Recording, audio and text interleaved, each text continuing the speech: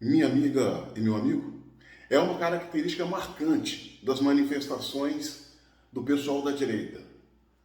Ser pacífica, legítima e ordeira. Esse modo de fazer manifestação já é conhecido do Brasil inteiro. Mesmo porque a cultura dos manifestantes de direita é construir e reconstruir o Brasil e não destruir. A característica da destruição a qual nós vimos no último dia 8 em Brasília é típico de movimentos de esquerda.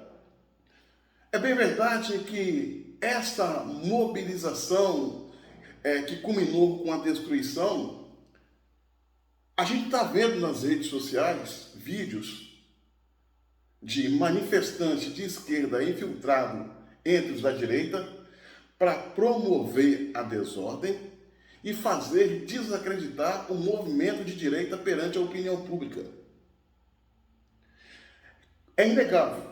Talvez tenha um ou outro de direita que deixou se levar pela mobilização dos infiltrados e acabou adentrando a esse movimento que culminou com o quebra-quebra. Esses que participaram do quebra-quebra, quer ser de direita ou de esquerda, têm que sentir a mão pesada das leis. Porque o objetivo é construir o Brasil e não destruir. A manifestação é válida desde que sob a luz da legalidade e da Constituição, ou seja, pacífica, sob a luz da democracia e desarmado. E é justamente assim que a direita sempre agiu. Pois bem, senhoras e senhores, sob o pretexto de estar combatendo atos antidemocráticos, a Justiça, no dia de ontem, 9 de janeiro,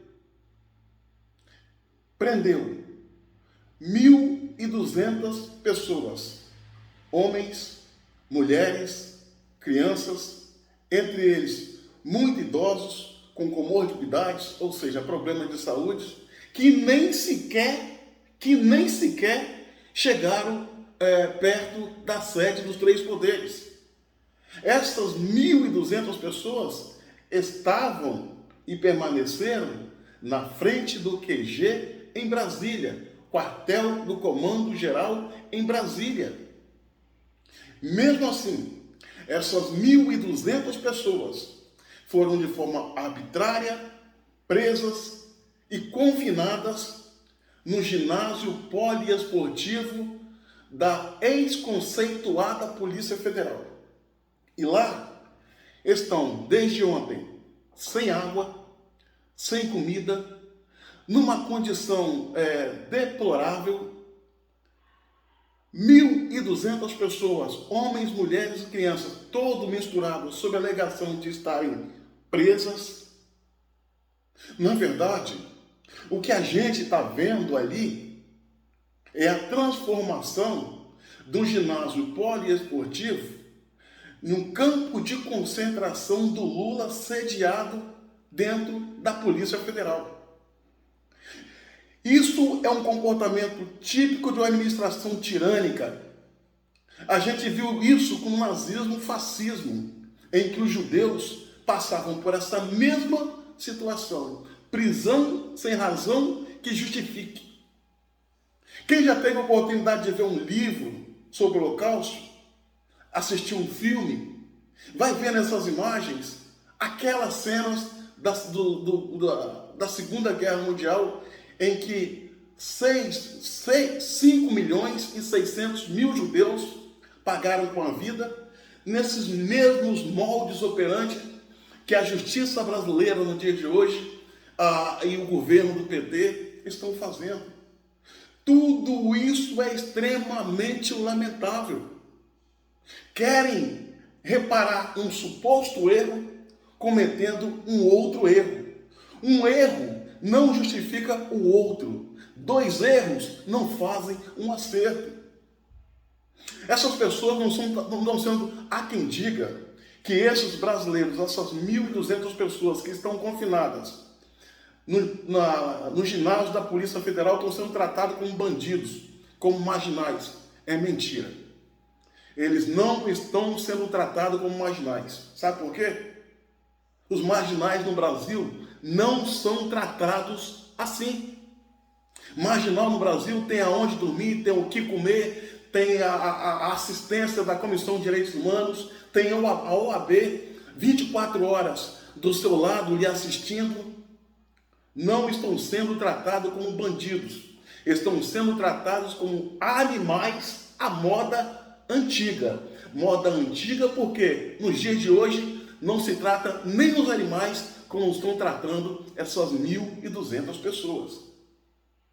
E o pior no meio a isso tudo é que a gente está vendo a Constituição sendo rasgada, brasileiros que não tem nada a ver com o que aconteceu lá no Planalto Central, não depredar da sede dos três poderes.